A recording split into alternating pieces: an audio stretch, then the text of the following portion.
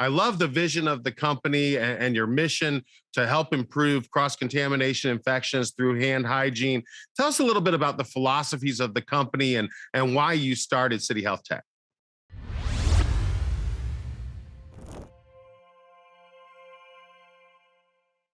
Yeah, so happy to kind of bring it down into where did my entrepreneurial journey begin and how do we really build these philosophies and values into our company. City Health Tech was actually my fourth startup, so it was not my first go. So I got my start, born and raised here in Oviedo, Central Florida. And it was when I was a senior in high school, I was interviewing for college, and my interviewer mentioned her job was kind of like Shark Tank.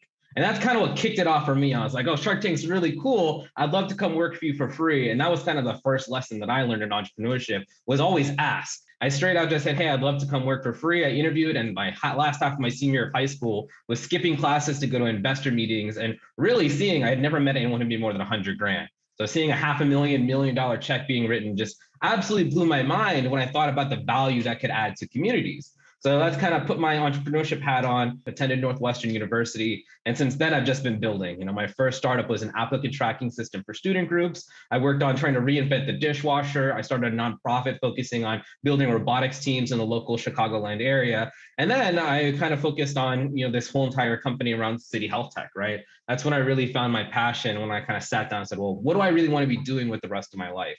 And so the values and philosophy we're bringing around City Health Tech is one, being community driven. How do we be as helpful as possible? The second piece being really open source and accessible, right? There are a lot of CEOs you can't reach out to me. I'm going to try to help you in the best way I can. And then the third piece, really relying on our product, which you can see in my hand, very, very small, fits in the palm of my hand, is actually becoming around this screen. Not only can we track that hand washing time, and also encourage the proper ways to wash your hands, which I'm sure you're not getting into your wrists or into your palms, but also focusing on mass communication. Now with changing standard protocols, we're able to say, make sure to say 6 feet apart, make sure you wear your mask. Are we still wearing masks? So it's a great way to kind of engage with your community. And then also start teaching things like mindfulness, vocab to students. It becomes a very popular communication tool and very powerful in how we actually think about nudges and, behavioral design, right?